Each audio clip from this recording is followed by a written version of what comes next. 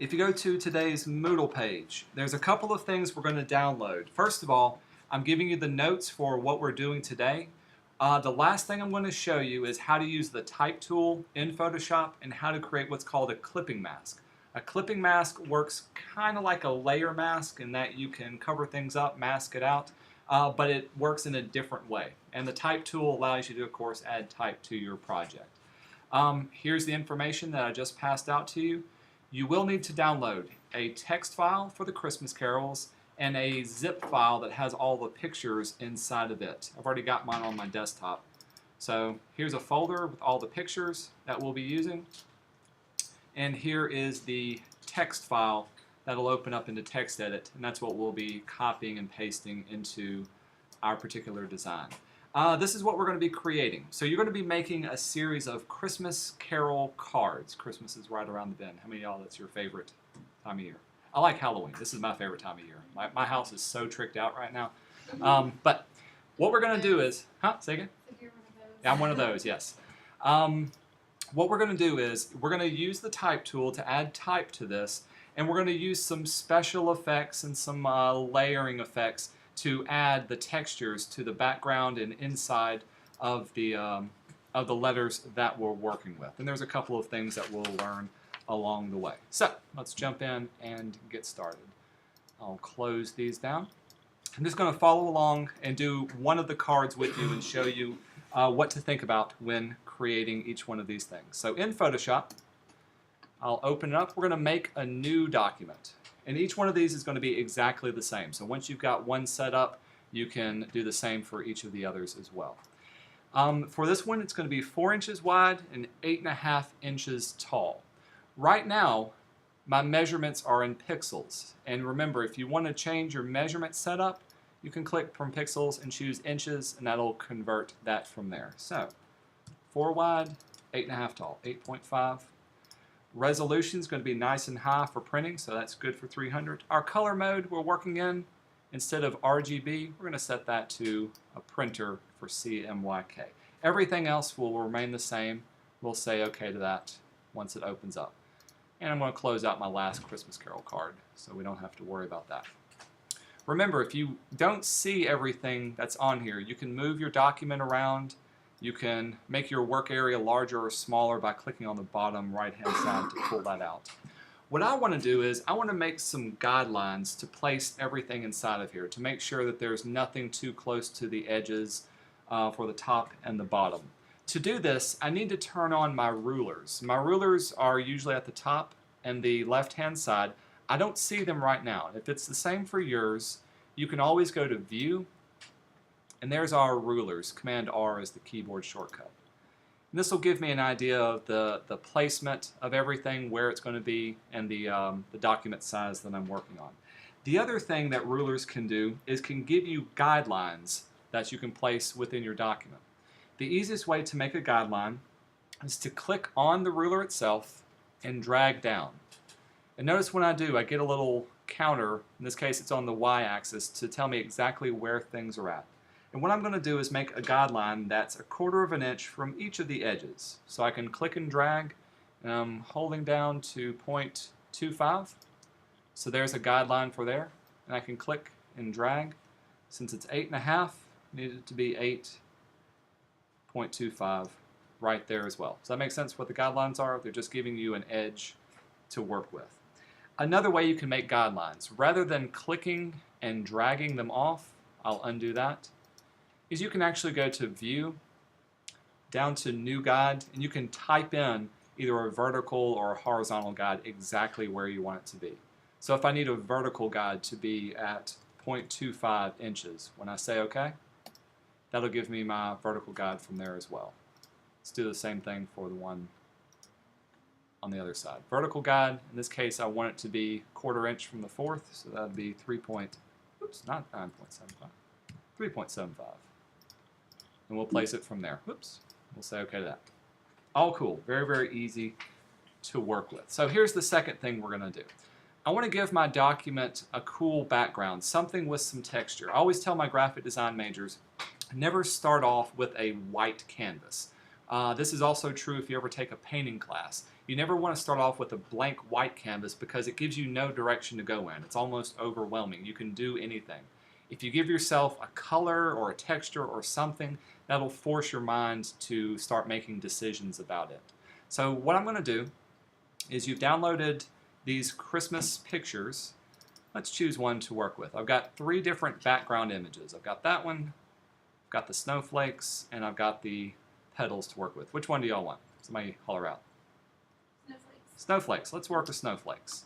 Remember to open it up in Photoshop. We're going to drag it to the Photoshop icon, and it will dock both of those together. All we're going to do is to drag that off so I can see both of them. I've got my move tool. We're going to drag it onto here as well. So I've placed it within here. Each one of these images is going to be a little bit too small to fit in our area. So what we need to do is we need to make it bigger. Remember to transform something. This is what we did to those Avengers pictures under, Edit. There's Transform. Uh-oh. Why did it do that? Edit, Transform. There we go. We're going to scale these up. If I click on my lower edge, I can make it larger. Here's kind of another thing. Notice when I stretch this out, it's going to get very, very distorted. If I hold down my Shift key, it'll keep everything nice and proportional. So I'm just going to stretch this out until it fills up my entire area. Now I've got a background to work with. I've got colors, textures, those types of things that I can play around with. Once I'm done, hit your check mark, and that'll lock in that particular change. Also remember, everything that you place in here is going to have its own layer. So layer 1 is my, quote, background layer, even though I've got a blank background underneath that. All right, so once it's resized, now let's start working, kind of shaping it up and making it look really good. Here's a fun thing that Photoshop has. Photoshop is known for its filters. Filters are a quick way of adding style, of adding a certain dynamic to the pictures that you're working with. The one we're going to use, we're going to blur out this background, so we don't want it to be too crisp. We're going to go to Filter, and we're going to use one of the blur filters to work with. I like using the Gaussian blur. They kind of all do the same thing. This gives me the best control. So under Filter, Blur, Gaussian, this will bring up another little pop-up box, and now I can control how much blur it is by moving the radius. Of course, if it's a smaller number, less blurry, larger number, completely blows it out and becomes very, very blurry. I'll kind of leave it up to you to adjust the amount of blur, as long as you can tell. Like, if I did it that much, I really can't tell that it's too blurry. Whereas if I did something closer to this, now I can tell it's giving myself a distance. Pretty cool? We'll say okay to that. All right, so my background is nice and set up for what we're going to work with. Let's have a look at the songs we're going to be adding to each one of these Christmas carols. There's the pictures. Here are my Christmas carol texts to work with. We've got Jingle Bells, we've got Deck the Halls, and at the very bottom, we've got Silent Night. Let's use Jingle Bells first. Remember, since it's a text file, I'm working in text edit, so this isn't Photoshop. So I can select my text, I can go to edit and copy it, and I can jump back into Photoshop, which is where I'm going to paste it to. To add type or any type of text to your photograph or to your Photoshop file, we're going to use the type tool. And it looks like a T. It's the easiest one to find in Photoshop. There's 2 kinds of type that we can work with. Here's the first kind. I've got my type tool. Towards the top, I'm going to click just once. And this will give me a little blinking insertion point. Can you all see that blinking on your computer? Very, very small because I've got it working from there. But if I go up to Edit and Paste, I can paste in the words that I had. The Type tool allows you to edit and manipulate text however you want. So with it still selected, I can highlight my text and I can start making changes to the size of it, to the font that I'm using. And notice in my tool options at the very top, here is the font that I'm working with, ATC Oak. It's being bold. Here's the size of it. Here's the alignment of it, and even here's the color of it. So let's change these up. So the font I'm wanting is going to be Gill Sans Ultra Bold. Let's see if it's on here. They're all in alphabetical order. Bingo. There's Gill Sans. There's Gill Sans Ultra Bold on my computer. The size needs to be 60. I can highlight that and type in 60. It gets a lot bigger. The leading. So obviously 60 points is not enough to fit on here. So I'm going to hit the return key and break it up. Y'all remember what leading was? Let's move it over. In InDesign, when we're working. Bingo, spacing between two lines. See how these are running together? Obviously my leading is a little bit too close together. I don't see my leading up here, and there's actually not an option for it in my tool options. So I'm going to open up what's called my characters palette. That's where this little icon comes into handy. If I click on it, this will give me this little character palette off to the side. There's my leading right there. So let's add 60 points of leading to that. Now it's nice and spaced out. And I found that again, towards the top center, there's my character palette. I'll keep going. Let's change the color to black. And to change the color, all I did was click on the little color icon, same thing that's right up here. And it gives me my picker. Set it to black. Notice that it changes up here. When I say OK, it's locked in. And the final thing, my alignment is going to be centered. And here's our alignment settings at the very top up here. It's already set to centered, but I could make it off to the side, left or right. We're going to keep it centered from there. So once I've got it set, anybody need me to show you something again? Okay, all good. Once I've got it set, let's move it into place. To move something, we're going to use our Move tool. Black arrow.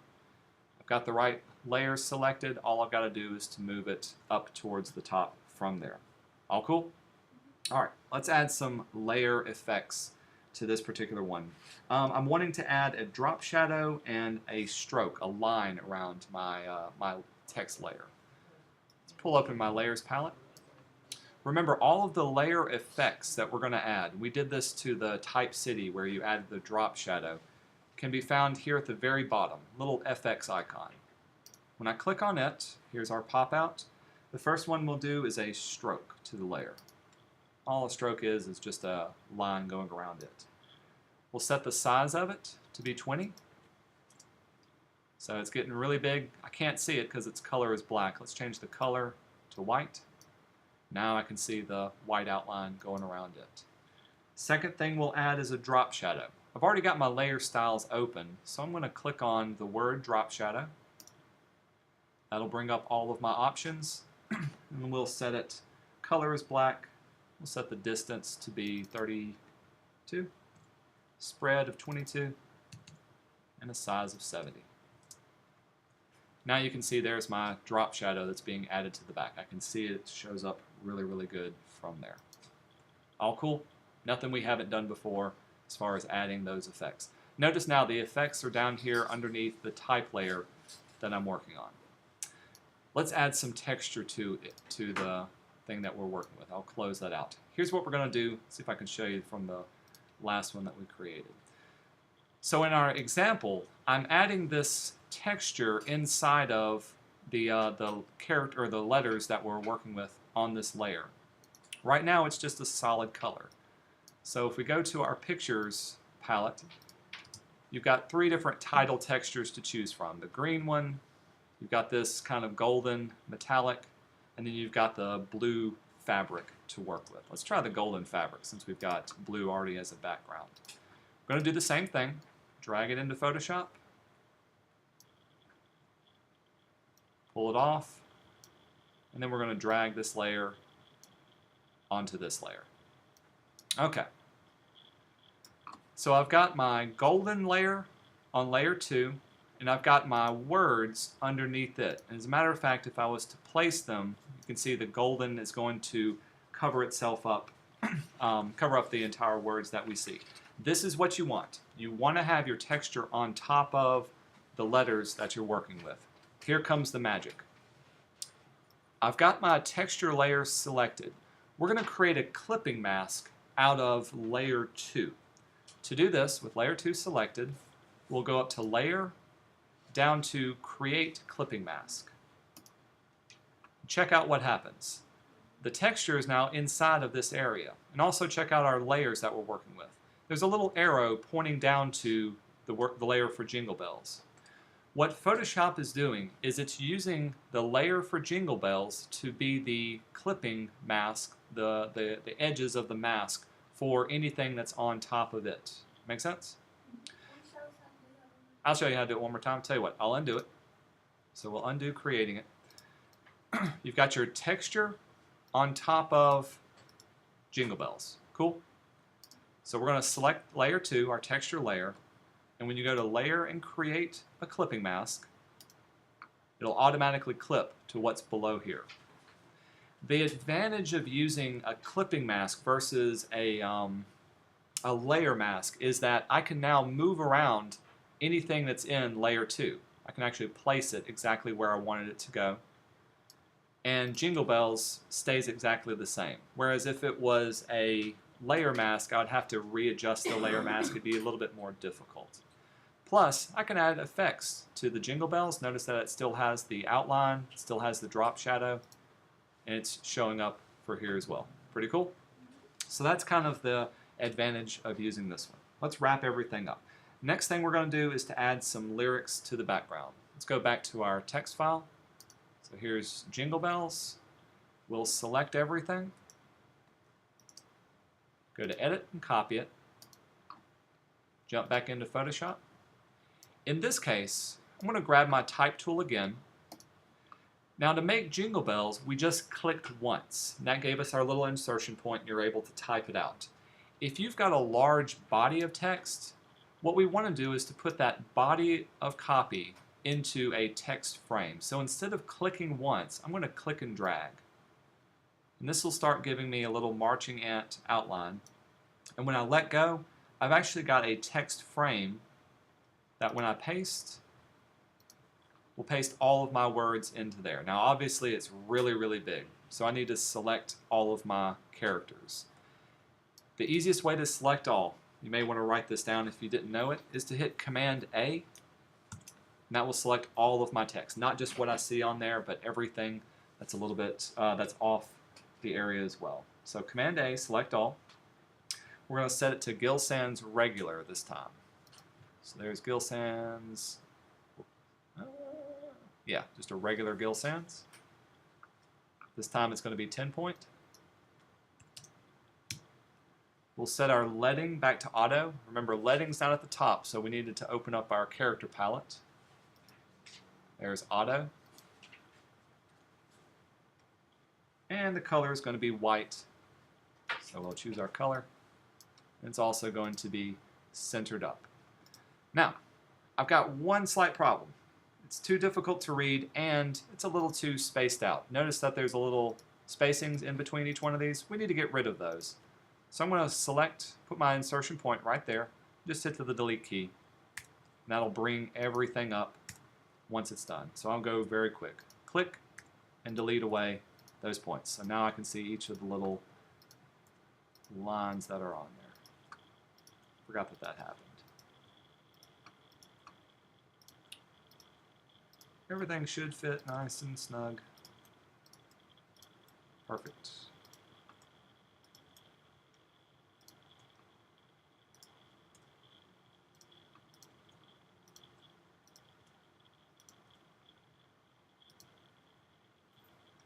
Let's see.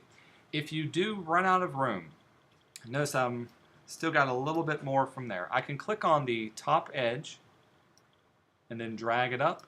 And this will give me a little bit more room, or the bottom edge, I can drag it down. This will open up the work area that I'm working in. So here's all of the areas from there. Cool. Once I'm done, I can use my move tool. Let's move it into place. And there we can see each of the words that are on there. Is that difficult to read to you or not? A little bit difficult. Why is it difficult?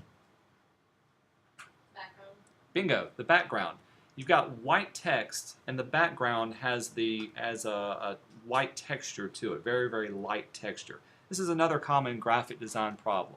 If that ever happens, you need to give yourself some good contrast. So in this case, if you've got light on top of light, we're going to add a drop shadow to this text layer. So File, add a drop shadow. That drop shadow will give you a little bit of contrast to pull from. And let's see, I'll play around with it. Maybe pull in the distance.